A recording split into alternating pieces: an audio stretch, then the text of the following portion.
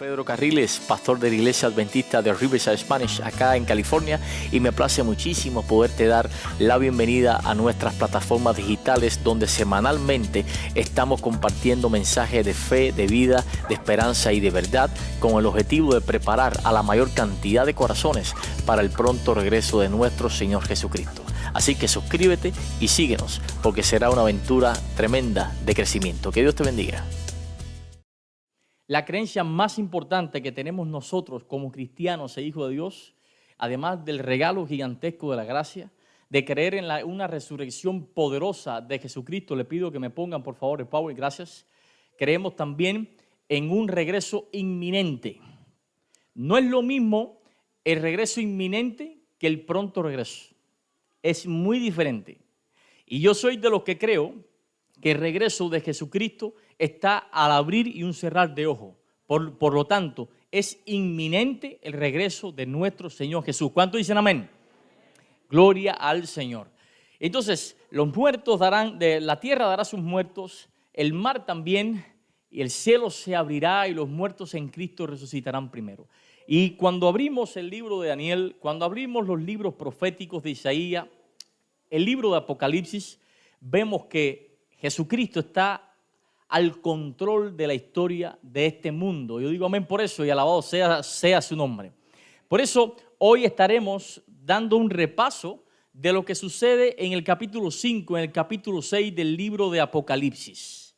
Ahí tenemos a un Jesucristo con un libro, bueno, Dios con un libro que el único que lo puede abrir, porque tiene 7 sellos, ¿es quién? El Cordero. El Cordero en la antigüedad, para que un documento, un rollo sea oficial, se le ponía un sello. Extraoficial, 2 sellos. Muy importante, 3 sellos, no más. Pero este libro tiene 7 sellos. Cada uno de los sellos del Apocalipsis refleja una etapa de la historia de la iglesia desde el ascenso de Jesús hasta la venida del mismo Jesús. Y hoy vamos estando dando unos toques explicativos para ver qué quieren decir cada uno de estos sellos. Ahora, antes de entrar en el tema, les pido que le diga al de lado, mira, no quiero que me hable, no quiero que me enseñe WhatsApp, no, yo no estoy puesto para el teléfono, estoy puesto para la palabra de Dios, porque esto necesita concentración, ¿ok? Lo voy a intentar hacer lo más sencillo posible para que la gente que nos están viendo por redes y usted que está aquí lo capte con total facilidad. Miren, existen varias escuelas de interpretación profética. Está la escuela preterista, que es que son los que enseñan que las profecías de Daniel, las profecías de Apocalipsis, incluso Mateo 24 y parte del 25, pasaron ya. El preterismo enseña que ya esas profecías tuvieron su cumplimiento en el pasado. Esta creencia nace con la Reforma, con algunos de los santos hombres de Dios que salieron de la Reforma, pero tuvieron esta inclinación preterista. También está la escuela futurista, que es la escuela de interpretación profética que cree que todos los eventos que están relacionados con la escatología, o sea, lo que tiene que ver con eventos finales, están todos en el futuro. O sea, Daniel 2, 7, 8, 9, 10 y 11 no se han cumplido todavía, eso está en el futuro. Las profecías, casi todas las profecías de Apocalipsis no se han cumplido. Ahí está el preterismo, el futurismo. O sea, está en el futuro. Y está una escuela que tiene que ver con nosotros, que es la escuela historicista. Esta escuela historicista defiende que las profecías deben ser estudiadas a partir de secuencias históricas. O sea, una profecía que no se pueda demostrar su cumplimiento con la historia no es profecía. Entonces, nosotros, los adventistas del séptimo día, pertenecemos a esa escuela histórico-gramatical. O sea, nosotros nos apoyamos para entender la profecía en la historia, pero además de un estudio de palabras que tienen que ver con los idiomas originales. Ahora bien, una vez ya sabiendo lo que tiene que ver con nuestra escuela, que es la escuela histórico-gramatical, para que vean por qué hago tanto énfasis en la historia, porque es nuestra escuela de interpretación bíblica, vamos a otro principio para entender el tema de los 7 sellos. Lo que pasa con los 7 sellos es lo mismo que pasa con las profecías del libro de Daniel, que son profecías llamadas profecías secuenciales. ¿Qué cosas son las profecías secuenciales? Profecía secuencial es aquella que comienza con una base profética y después dedica otros capítulos para decir lo mismo que se dijo en los capítulos anteriores, pero añadiendo más detalles. Ahí tenemos Daniel 2. ¿Qué hay en Daniel capítulo 2? El rey miró una estatua, una gran imagen, donde había allí una imagen con varios metales. La cabeza de oro, que era Babilonia, el pecho y los brazos, que era Medo-Persia, el vientre y los muslos de bronce, que es Grecia, las piernas de hierro, que es Roma, y los pies de hierro con barro ligado, que significa Roma fragmentada, pero ahora hasta ahí. Y después viene una piedra que rompe, ¿verdad?, esa imagen, y la piedra se convierte en un gran monte. La piedra es la venida de Jesús y el gran monte, bueno, es su reino implantado. Ahora bien, eso se repite en Daniel 7, pero con más detalles. Pero se repite en Daniel 8, con más detalles. Pero se repite en Daniel 9, pero con más detalles. Y así sucesivamente. Con Apocalipsis y el tema de los 7 sellos sucede exactamente igual. Es una profecía secuencial. Tenemos allí los 7 candelabros, tenemos también las 7 trompetas, tenemos también las 7 iglesias, tenemos también los 7 sellos, y todo habla de lo mismo, pero en cada visión Juan añade por medio del Espíritu Santo otros detalles que no se dieron anteriormente. ¿Hasta aquí van conmigo? Ok. Entonces, bien, vamos a hablar de los 7 sellos, el libro de los 7 sellos. El primer sello tiene que ver con un caballo blanco y dice allí Apocalipsis capítulo 6, verso 1 y 2. Dice allí: vi cuando el Cordero abrió uno de los sellos y miré, y he aquí un caballo blanco, y el que lo montaba tenía ¿qué cosa? Un arco, y le fue dada una corona, y salió venciendo para vencer. Miren, el libro de Apocalipsis y la Biblia en general habla a partir de símbolos proféticos. Las aguas tienen un símbolo. La mujer, la gran ramera, tiene otro símbolo. Y así, el monte tiene otro símbolo. Entonces nosotros tenemos que, por medio del Espíritu Santo y por medio de la historia y por las cuestiones gramaticales, descubrir esos símbolos, qué significado tienen, de acuerdo a la Escritura, ¿ok?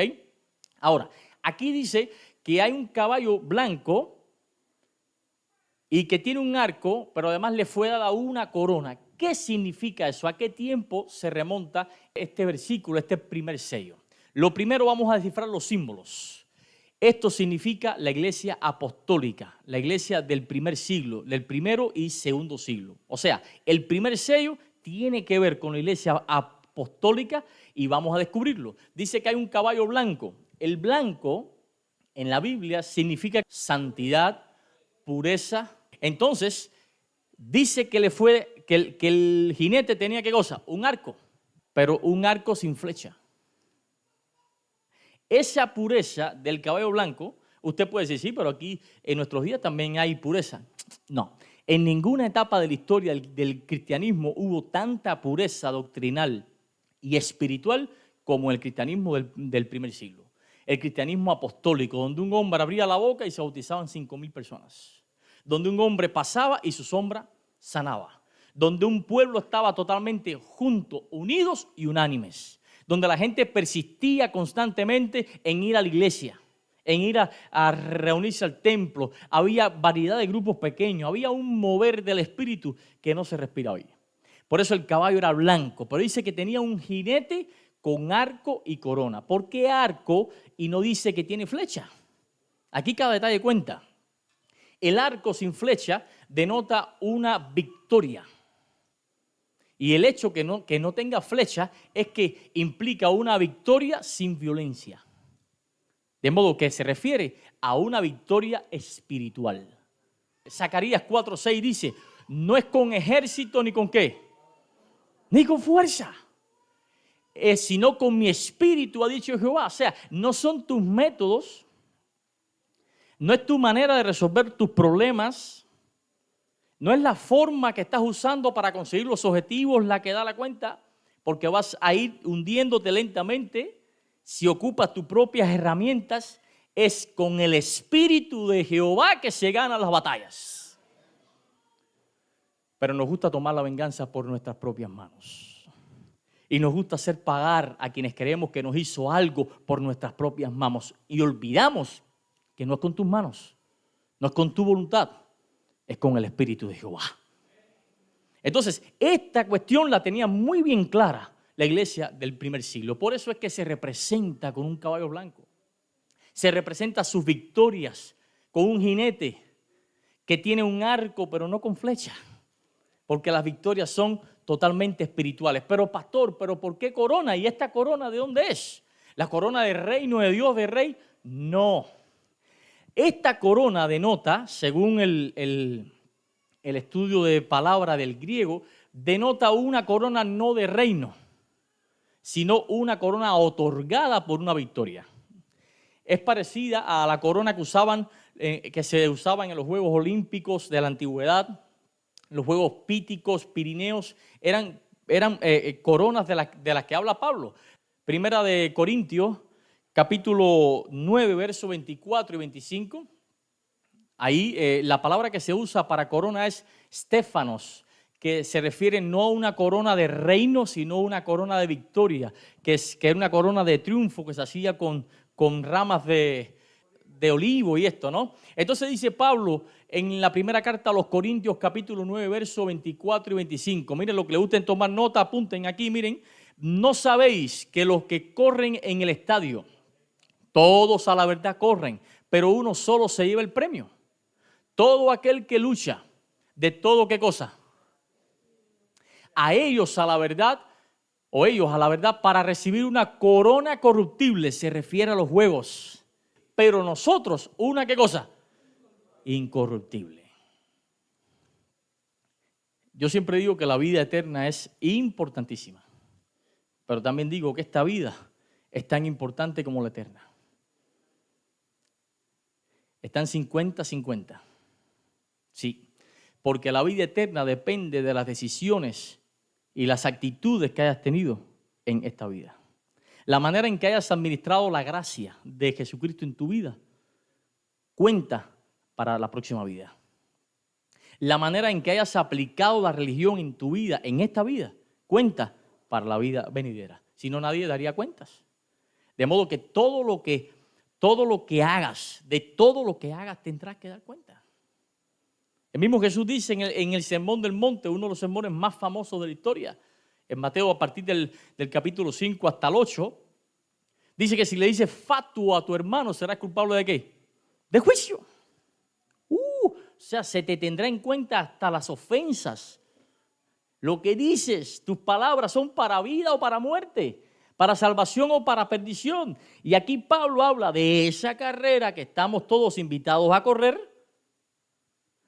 y de la cual al final recibiremos una corona. Por eso, en el primer sello, el jinete blanco, el caballo blanco, el jinete con arco, pero sin flecha, y con una corona, porque así fue el cristianismo del primer siglo. También tenemos aquí el segundo sello. Está identificado como un caballo rojo y dice Apocalipsis, capítulo 6, versos 3 y 4, dice: cuando abrió el segundo sello, oí al segundo ser viviente que decía: ven y mira. Y salió otro caballo bermejo. El color bermejo es un rojo fuerte. Y al que lo montaba le fue dado, ¿qué cosa? Poder para quitar de la tierra la paz. Y que se matasen unos, ¿a qué? A otros. Unos a otros. Familia, hay otros símbolos acá. Dice que es un caballo bermejo. El rojo representa persecuciones, representa sangre, representa muerte. Y realmente después del cristianismo apostólico, después del siglo II en adelante, comienzan a haber grandes persecuciones como nunca antes. Y hay unos detalles interesantísimos aquí que me encantaría compartir con ustedes y tiene que ver con esto. Dice Apocalipsis 2:10, porque este segundo caballo, este segundo jinete, este segundo sello, está relacionado con la iglesia de Esmirna, que es la iglesia que viene posapostólica. Entonces dice allí, no temas, le dice Dios en Apocalipsis 2, verso 10 a la iglesia de Esmirna, no temas en nada lo que vas a padecer. He aquí, el diablo echará a algunos de vosotros en la cárcel para que seáis probados y tendréis tribulación por 10 días. Ojo, 10 días, ¿ok? Sé fiel hasta la muerte y yo te daré la corona de la vida. ¿Por qué puse aquí 10 días marcado ahí? Porque esos 10 días están relacionados con 10 periodos de persecución que sufrió la iglesia en ese tiempo, del final del siglo II en adelante, donde entraron 10 reyes o emperadores romanos que persiguieron a la iglesia en ese tiempo, pero sangrientamente. Entonces, ahí tenemos los 10 emperadores: Nerón, que mató a Pedro, Domiciano, Trajano, Adriano, Marco Aurelio, Septimio Severo, Maximino, el Tracio, Decio, Valeriano y Diocleciano, que fue el peor de todos. Este hombre llegó a crucificar tantos cristianos en esa época que se acabaron los espacios para poner las cruces y se acabaron las maderas para hacer cruces. Muchos fueron crucificados 2 y 3 en un mismo palo, en un mismo madero. Diocleciano fue la más terrible. Pueblos enteros fueron arrasados completamente. Esa es la época en que gente fieles, pueblos fieles fueron arrasados totalmente, perseguidos por su fe y su testimonio. La manera en que vives el cristianismo para gloria de Dios también puede influir positivamente en muchos, pero le puede causar pesar a otros. Pero no tengas temor, porque dice el mismo ángel a la iglesia de Esmirna, no temas en nada. Y aquí me llama la atención que si en Éxodo capítulo 12 la sangre era para protección de un exterminio, ya en este segundo sello la sangre ya no significa protección de un exterminio, sino significa un exterminio propio. ¿Ok? Entonces, dice que tiene una gran espada. Apocalipsis dice allí que tiene una gran espada. Dice, y le fue dado poder de quitar de la tierra la paz y que se matasen unos a otros, y se le dio una gran, ¿qué cosa? Una gran espada. Esto, cuando estaba haciendo el estudio, me incliné al principio en pensar en la muerte y demás, pero me acordé en unos estudios que hice en el seminario, unas tesis que tuvimos que hacer cuando estudié teología, y la retomé. Y cuando dice una gran espada, se está refiriendo de manera simbólica a los conflictos teológicos que empezaron a nacer en ese tiempo que antes no habían. Antes no habían. ¿Qué pasa? Comenzaron a haber las grandes persecuciones, y lo único que pedía cada emperador es que fuera adorado, más nada. Arrodíllate, dame incienso y vete para tu casa. Y no pasó nada, sigue creyendo en Jesús. ¿Ya? Entonces muchos, al ver que sus hermanos fueron atormentados, bueno, pues flaquearon en su fe y adoraron al emperador, se apartaron de la fe, pero luego después regresaron arrepentidos. Y habían dos grupos, estaban los moderados y estaban los rigoristas. ¿Quiénes eran los rigoristas? Era este grupo de la iglesia de aquel tiempo que no aceptaba a esos hermanos que se fueron apóstatas de vuelta. No confiaban en su arrepentimiento y no lo aceptaban de vuelta. Y estaban los moderados, que era este grupo de hermanos que sí lo aceptaban porque entendían que cualquiera puede equivocarse, a cualquiera le puede faltar la fe, y lo perdonaban. Y comenzó a haber un gran cruce teológico entre estos dos puntos. Esto es más profundo, pero entre estos dos grupos, y comenzó a haber gran tensión al punto que la iglesia se resquebrajó por ese lado, por los moderados y los rigoristas. Y hoy en la iglesia tenemos esa situación también. No hablo de iglesia de Riverside, sino en la iglesia de manera universal. tenemos dos grupos también. Un grupo a cada esquina. Aquellos que quieren ejercer la ley porque así está escrito y aquellos que ejercen el amor por encima de la ley. Estos que perdonan pero le toca el peso de la ley y aquellos perdonan aún por encima del peso de la ley. Están los rigoristas y los moderados. Y Cristo no quiere que seamos ni rigoristas ni moderados. Cristo quiere que seamos como Él. Porque Él dijo, ejemplo les he dado, para que como yo hice, ustedes también, ¿qué cosa? Hagan. ¿Cristo era rigorista? No. ¿Era moderado? Tampoco. Cristo era centrado. Entonces, en eso se basa este conflicto doctrinal que dio al traste con muchas también divisiones. También sigue diciendo el sello número 3, un caballo negro. Bueno, todos vemos cuando leemos Apocalipsis capítulo 6, verso 5, dice allí lo que significa. Cuando abrió el tercer sello, oí al tercer ser viviente que decía, ven y mira. Y miré, y he aquí un caballo negro. Y el que lo montaba tenía una balanza en la mano. Y oí una voz en medio de los 4 seres vivientes que decía, 2 libras de trigo por 1 denario y 6 libras de cebada por 1 denario. Aquí nada está dicho por gusto, ¿ok? Pero no dañes el aceite ni el vino. ¿Qué etapa simboliza esto? La etapa de la gran apostasía del siglo IV en adelante, cuando la iglesia se une con el Estado.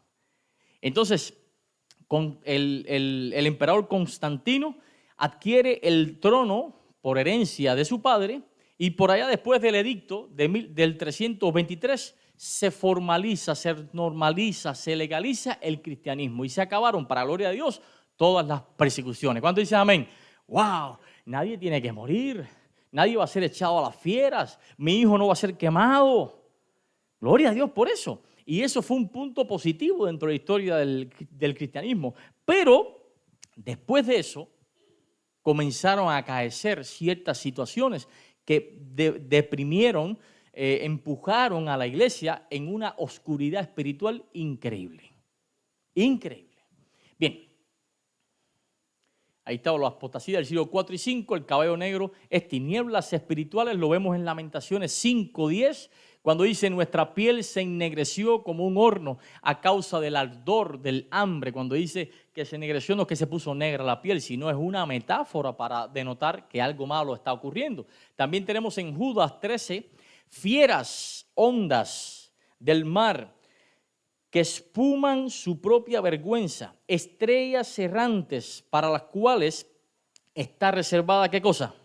Eternamente la oscuridad de las tinieblas. De modo que el negro representa oscuridad espiritual.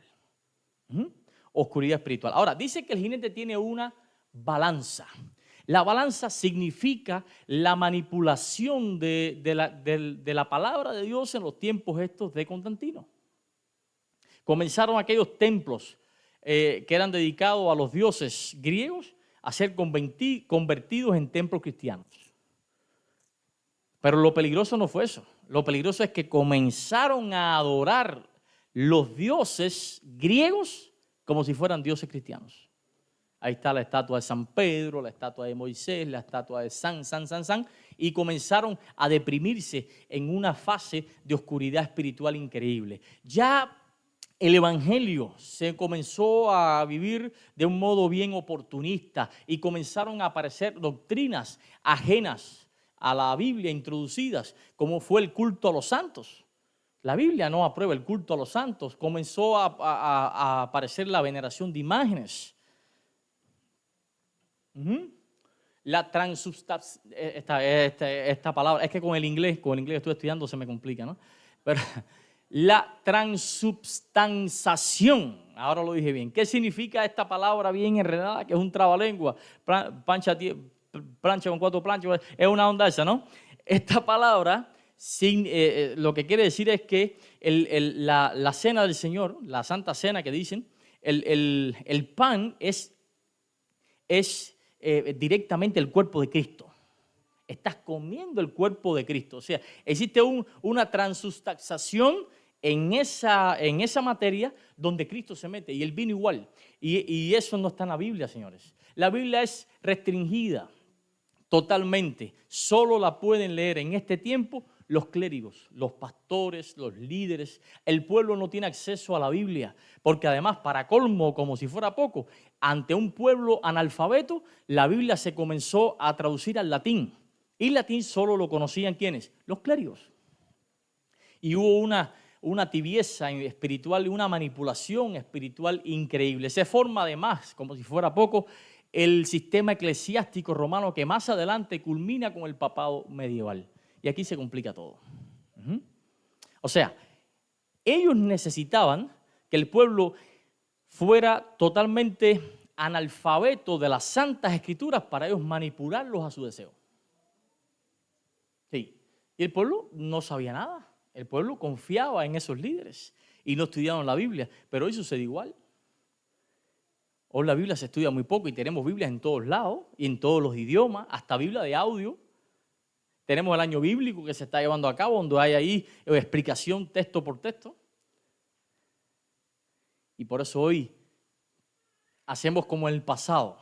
Ponemos mandamientos de hombre como si fueran mandamientos de Dios. Imponemos a una congregación tradiciones humanas como si fueran mandamientos de Dios.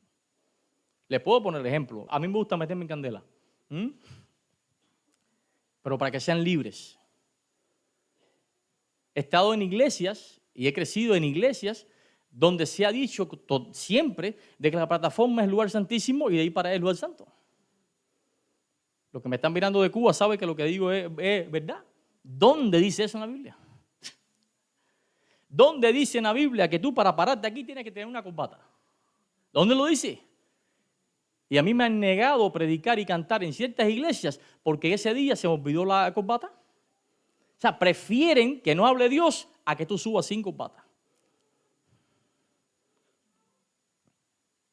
¿En qué parte de la Biblia dice que no se deben usar ciertos instrumentos? ¿Dónde? Un texto nada más. Ni en los escritos guay, ni uno. Y aquí vivimos censurando en este país y en nuestra cultura ciertos instrumentos, como si fuera mandamiento de Dios. En muchos países no se bautiza si tomas café. ¿Dónde dice eso? Si tienes un anillo de compromiso, no te bautizan. Prefieren limitarte al pacto con Jesucristo antes que se viole una de las leyes humanas. ¿En qué parte de la Biblia dice que a los himnos no se les puede decir canciones? Que está mal decir una canción.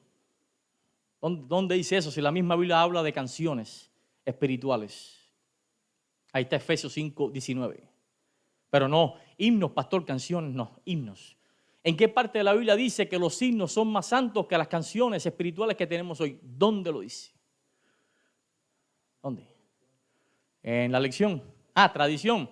Sí, pero ese es el problema, que vemos a Dios como un Dios tradicional. No, Dios no es un Dios tradicional, Dios es un Dios transicional. Él sabe hacer transiciones. Lo que pasa es que nosotros preferimos arrastrar una tradición humana y entonces una mentira dicha se convierte en una verdad. Entonces le imponemos carga al que viene y la gente ve la iglesia como un pez. No, yo ahí no voy, ya, o sea, ahí no puedo esto, no puedo aquello. No. Lo ven como una esclavitud, como una cárcel espiritual del alma. Y esto es todo lo contrario. El mismo Pablo dice en Gálatas capítulo 5, tomen nota, Gálatas capítulo 5, verso 1, que no vuelvan a la esclavitud de donde Cristo los sacó. Señores, Biblia es lo que hace falta aquí en la iglesia. No más chuchuchu, Biblia. Háblame con la Biblia. ¿Por qué trigo y por qué cebada? Antes dice, no dañes el aceite. Dios preservó la acción del Espíritu Santo para aquellos que estaban en total disposición de recibirlo. Por eso dice, no dañes el aceite ni el vino. El aceite y el vino eran elementos que se usaban en el santuario. El aceite se usaba para las lámparas, los candelabros, que simboliza ¿qué? El Espíritu Santo. Y el vino se usaba en la libación, que simboliza ¿a quién? A Jesucristo. Entonces, a pesar de toda esta oscuridad que el pueblo vivía, a pesar de toda esta etapa de manipulación bíblica que había en esa época y todavía hoy, donde mucha gente ve la religión como un lugar de beneficio propio, Dios dice, tranquilo, el aceite y el vino están a la disposición todavía. O sea, el Espíritu Santo y el poder en Jesucristo lo tienes a tu disposición. Que hay que tener un corazón limpio. De lo contrario vas a ser metal que resuena o címbalo que retiñe. Vamos avanzando al otro sello, que es el cuarto, es el blanco amarillento verdoso. Ahí no se ve bien, es ese, ahí está. Es un amarillento verdoso, es el caballo amarillo. Ya le diré por qué le digo amarillento verdoso. Es por la palabra griega para definir amarillo, que es cloros. Cloros es un amarillo, pero un amarillo de putrefacción. Cuando algo se está pudriendo se pone como verdoso así. Eso significa la palabra cloros. Y dice allí, Apocalipsis 6, 7 y 8, cuando abrió el cuarto sello, oí la voz del cuarto ser viviente que decía, ven y ¿qué? Y mira, y miré y aquí un caballo amarillo, y el que montaba tenía por nombre Muerte, y el Hades le seguía, y le fue dada potestad sobre la cuarta parte de la tierra para matar con espada, para matar con hambre, con mortandad y con las fieras de la tierra. Fíjense, esta época de este sello describe todo lo que pasaría a la iglesia desde los años 500 hasta 1500. Es increíble. Dice que había un caballo amarillo que el jinete tenía por nombre Muerte y el Hades le seguía. ¿Ok? Ahora vamos a descifrar eso bien, lo que sucede acá en la Edad Media. Aquí les había dicho que este caballo amarillo pálido denota una decadencia espiritual profunda de la época. Pero fíjense, no solamente espiritual, sino física. En la Edad Media hubo al principio un oscurecimiento tremendo de la tecnología, de las artes, de la religión, de todo. Y espiritual ni hablar. Entonces, por eso, en medio de esa decadencia moral, donde cualquier cosa era tenido por bien y lo bueno era llamado malo y lo malo era llamado bueno, pues entonces vienen mortandades, vienen enfermedades, viene espada. Dice que aparecen las espadas que tienen que ver con las inquisiciones. ¿Se acuerdan de la Santa Inquisición? Que de santo no tenía un pelo. Así hay muchas cosas que hacemos hoy en nombre de Cristo y Cristo no está por ningún lado.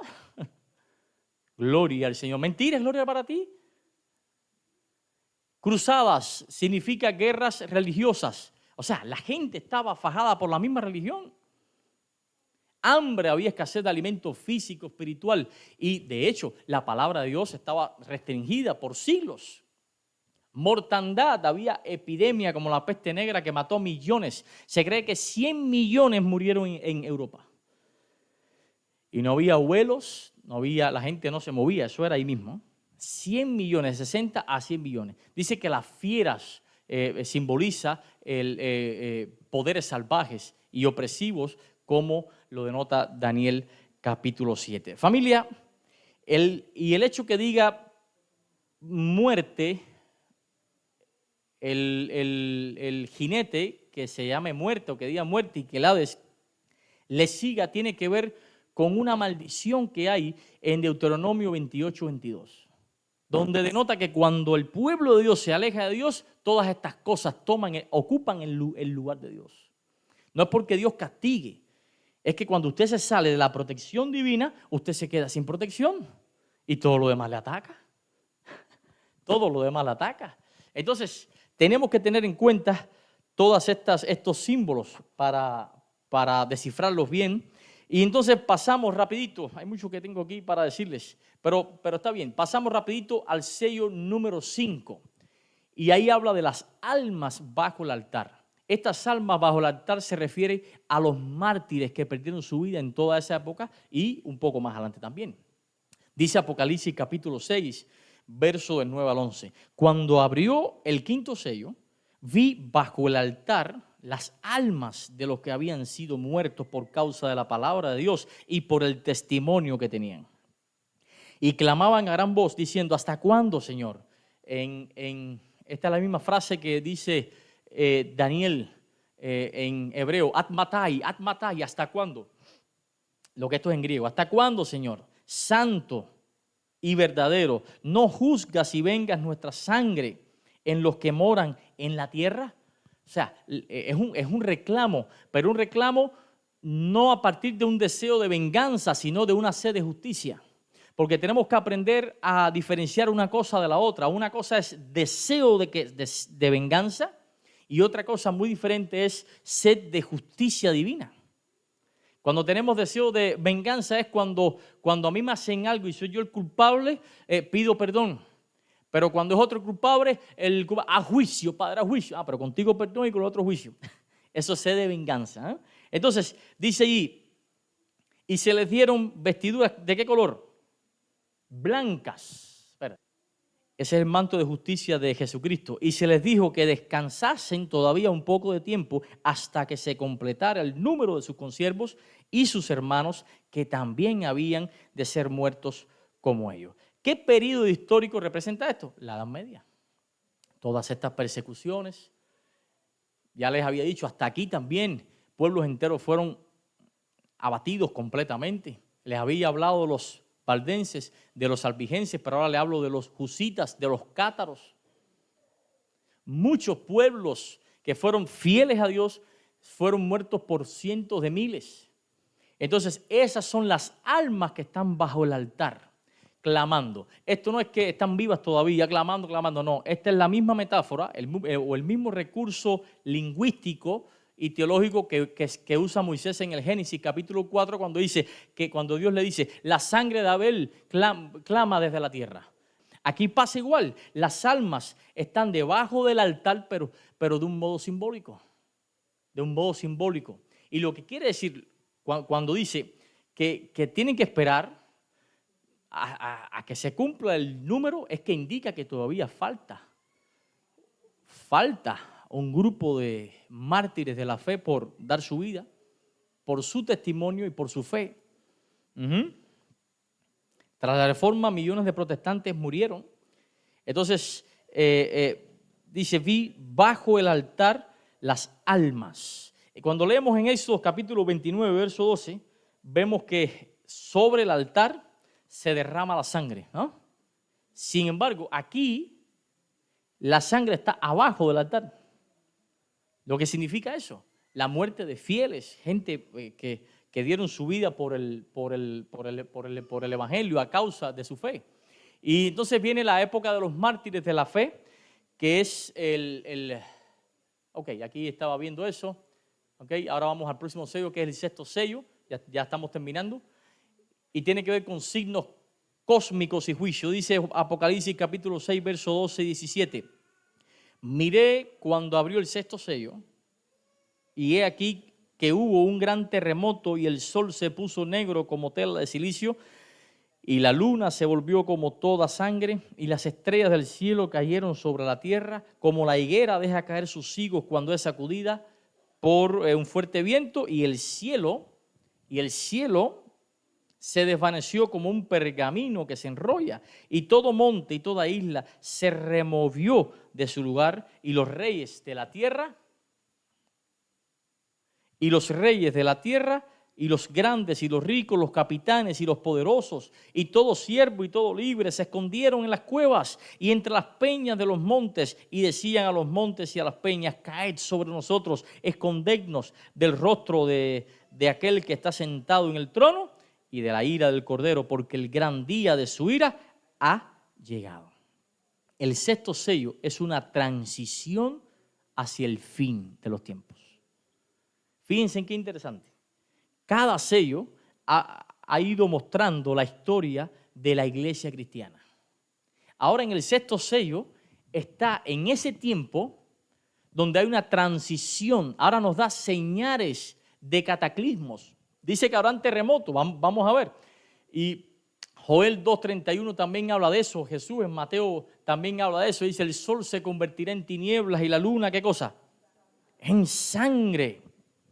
antes que venga el día grande y espantoso de Jehová. Son señales. Mateo 24, Jesús dice, e inmediatamente después de la tribulación de aquellos días, el sol se oscurecerá y la luna no dará su resplandor y las estrellas caerán del cielo y las potencias de los cielos serán conmovidas. Entonces aparecerá la señal del Hijo del Hombre en el cielo. Entonces lamentarán todas las tribus y sí. O sea, inmediatamente, según Jesús en Mateo 24 y según el sexto sello, inmediatamente después que pasen estas señales de cataclismo, vendrá la venida de Jesús.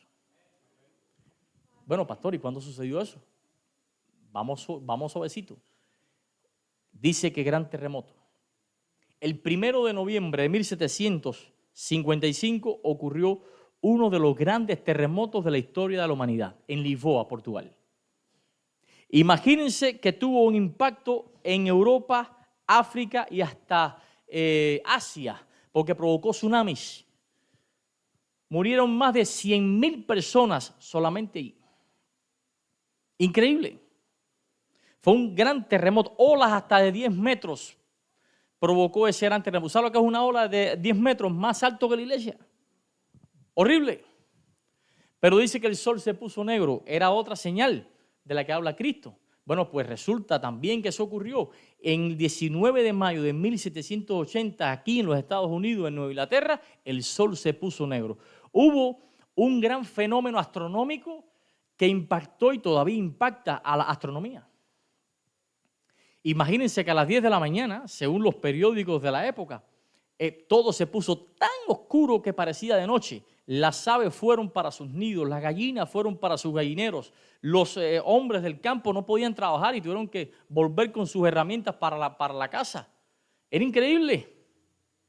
Pero ese mismo día, por la noche, la luna se volvió sangre. Fue algo espectacular en el mismo lugar, el mismo día. O sea, un gran eclipse, un gran fenómeno que responde a la profecía de Apocalipsis, capítulo 6, Joel, capítulo 2 y Mateo, capítulo 24. Te lo repiten en varias ocasiones, señores. Ya eso lo vivimos y lo vivimos hace rato.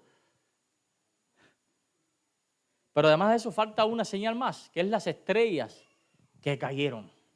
Miren, el 13 de noviembre de 1833 ocurrió la lluvia de estrellas. Se dice de estrellas, pero realmente fueron meteoros,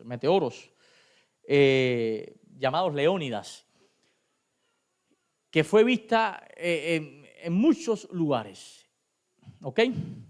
Dice que acá estuve haciendo captura de pantalla de periódicos de la época. Dice que no fue un puñado de estrellas o de meteoritos, fue 100,000 meteoritos por hora. ¿Sabes lo que son 100,000 meteoritos por hora cayendo? Eso nunca se ha visto. Eso nunca se ha visto. Y esto se ve como el cumplimiento. Ahora, según la profecía, ¿qué falta? Si ya vivimos la etapa del sexto sello, ¿qué falta? Ya vimos los cataclismos finales y lo otro que viene, ¿qué cosa es? La venida de Jesús. Claro, antes de eso hay otros estudios que no me da tiempo ahora, pero que habla sobre el cierre de la gracia, sobre las plagas postreras. En otro momento le hablaré sobre eso. Pero lo genial de esto es que después del sexto sello viene un sello que me encanta. Dice aquí que hubo gran terremoto, ya. El sol se puso negro, ya. La luna se volvió sangre, ya. Las estrellas cayeron, ya. ¿Qué falta? Que el cielo se desvanezca y se abra como un pergamino y aparezca la señal del Hijo del Hombre. ¿Cuántos dicen amén? Estamos viviendo ahora mismo en la parte final del sexto sello. ¿Y qué trae, pastor, el séptimo sello? Vamos a verlo aquí. El séptimo sello me gusta porque es bien particular. En los 6 sellos anteriores hemos visto eventos, catástrofes, hambre, guerra, oscurecimiento. Siempre hay algo. Pero en el sexto sello lo que hay es silencio. No hay nada. Y así mismo lo describe Apocalipsis, capítulo 8:1. Dice allí, cuando abrió el séptimo sello, que es el último sello, se hizo silencio en el cielo como por media hora. El silencio, cuando la Biblia habla de silencio, está dando a entender que algo grande se espera, alguna acción divina de juicio se espera y hay, ¿qué cosa? Reverencia. Cuando se habla en el contexto de la iglesia tenemos Habacuc 2:20, dice, Jehová está aquí, silencio todo el mundo, o sea, silencio. Cuando hay presencia de Dios, hay silencio. Pero también yo tengo acá Sofonías capítulo 1, verso 7, que dice, calla en la presencia del Señor Jehová, porque el día de Jehová está cercano. Por lo tanto, el silencio de este sello es un preludio al juicio final. Pero, ¿con qué tiene relación ese silencio también? Con el santuario, con el día de Yom Kippur. El día del Yom Kippur era el día de la expiación, donde después de los 10 días primeros del año, del mes de Tishri, que es el primer día del año judío, en esos 10 primeros días se celebra lo que es la Rosh Hashanah, que son días de reflexión, días de oración. La gente sabe que se va a enfrentar al juicio divino. Entonces, en esos días el pueblo de Israel se pedía perdón unos a otros, pero no de manera hipócrita, sino de corazón, se ponían a cuenta, declaraban sus pecados ante Dios, meditaban en sus vidas y todo. Entonces, llegaba el día de Yom Kippur, que era el día de la expiación, y ese día entonces entraba el sacerdote solito, dice un cordero, una soga amarrada en un pie al lugar santísimo. Y la soga era para, por si caía muerto, pudieran alarlo, porque quien entrara ahí con pecado, eso ahí quedaba, ¿no? Entonces el sacerdote entraba y afuera el pueblo, dice la Biblia, se quedaba en ayuno, en oración y en silencio. Nadie hablaba, así como está ahora. Porque estaba la presencia de Jehová, descendía la nube, la presencia de Jehová. Ese silencio tiene que ver con el silencio del cielo, el séptimo sello, que tiene que ver con la acción expiatoria de Jesucristo a favor nuestro. Ahora, ¿por qué 30 minutos? ¿Qué tiene que ver esto con 30 minutos? Aquí hay dos posiciones, les voy a decir la que yo creo que tiene que ver, claro, con nuestras creencias adventistas también. 30 minutos. En la Biblia tenemos, según la manera de interpretación simbólica, como que un día equivale a ¿cuánto? A un año. Eso lo dice Ezequiel capítulo 4. Un día equivale a un año. Ahora, si un día equivale a un año, tenemos que una hora profética equivale a 15 días. Ahora, la mitad, 30 minutos proféticos, equivale a 7 días. Esto también tiene que ver con el Yom Kippur, con la manera de los rituales que se hacían en el templo. Y esto me dice mucho, porque resulta que el sacerdote, 7 días antes del Yom Kippur, del día que iba a ser la expiación a favor de todo el pueblo, era separado totalmente. No tenía relación con su esposa, no tenía relación con nadie. Era separado totalmente para purificarse, para prepararse espiritualmente, para estar a cuentas con Dios. O sea, una preparación sacerdotal. 7 días. Y después que entraba al lugar santísimo para hacer la obra expiatoria y terminar con la situación esa del Yom Kippur. Ahora, aquí dice que hay 30 minutos, que son alrededor de 7 días, en lo que Cristo, son 7 días previos a que Cristo termine su obra de expiación total con esta humanidad.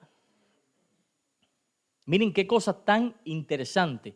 También se cree que son 30 minutos de silencio que tienen que ver con que Cristo, es otra interpretación bíblica, tiene que ver con que Cristo sale con todos sus ángeles hacia la tierra y se queda el cielo vacío. Es otra línea que se la doy. El sello representa, el séptimo sello representa el momento solemne en que la gracia está, ¿por qué? Por cerrarse.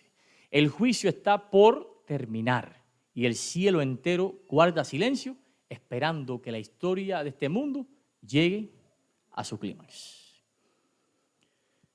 Ya este mundo pasó por los 6 sellos. Estamos terminando el 6º sello. ¿Se va a cerrar la gracia? Sí, se va a cerrar la gracia. Pastor, ¿y me lo dice con esa sonrisa? Claro, porque ya después lo que viene es Cristo. Estuviera sufriendo y alentándote así con tensión si yo no estuviera seguro de mi salvación, pero yo estoy totalmente seguro. Yo me creo salvo en Cristo en este mismo instante. ¿Usted cree lo mismo? A ver, levanta la mano los que creen que son salvos ahora mismo si Cristo viene. A ver, levanta la mano. Lamento que no todos la levantaron, ¿no? Estamos viviendo en la etapa final de la historia de este mundo. No es tiempo de desviarnos con tonterías. No es tiempo de poner prioridades que no tienen que ver con Dios. No es tiempo de agendar en nuestro calendario malas intenciones. Dejarle alojamiento en nuestro corazón a malas emociones, malos sentimientos. De ensuciar nuestra lengua con malos comentarios. Ensuciar nuestra mente, que es templo del Espíritu Santo, con malos pensamientos. No es tiempo de perder para crear movimientos que nada tienen que ver con Dios. Para dedicarle más tiempo al trabajo que a la Biblia. Dedicarle más tiempo a los amigos que a Dios mismo. Dedicar más tiempo de ver Netflix que ver la Biblia. Hermano, la gracia se va a cerrar. Y lo más lindo de todo esto es que la Biblia no indica señales del cierre de la gracia. Nadie va a saber cuándo se cerró la gracia, ni cuándo es. Ni aún los salvados van a saber que la gracia se cerró. Va a haber mucha angustia en muchos, en otros. Bueno, Señor, y te eres salvo, incluso en los salvados. Después vienen las 7 plagas posteras, que dedicaré un sermón a eso. Y después viene Cristo. ¿Qué pasa, pueblo? ¿Crees que vale la pena? Después de este estudio de la profecía, sabiendo que ya estamos en los bordes limítrofes de la historia de este mundo, para después de este sermón salir para afuera y seguir la vida que llevamos cuando llegamos aquí. Dejemos de ser hipócritas. Seamos sinceros con Dios y con nosotros mismos. La gente que nos conoce de verdad sabe si somos hipócritas o no, lo que no te lo dice. Pero más que la gente, Dios sabe lo que hay en tu corazón. El hombre mira lo que hay delante de los ojos, pero Dios mira qué. Por eso el juicio es de Jehová, no es tuyo. Vamos a orar pidiéndole a Dios dirección divina, pidiéndole a Dios poder del Espíritu Santo, para que ese aceite no se acabe nunca en nuestras vidas y ese vino tampoco. Para pedirle a Dios que no permita que el enemigo nos desenfoque de nuestro verdadero centro, que es trabajar para la obra de Jesucristo, seguir siendo bendición para la iglesia y sumar, siendo parte de la solución y no creando más problemas. Amante Dios que estás en el cielo, gracias por tu gran amor.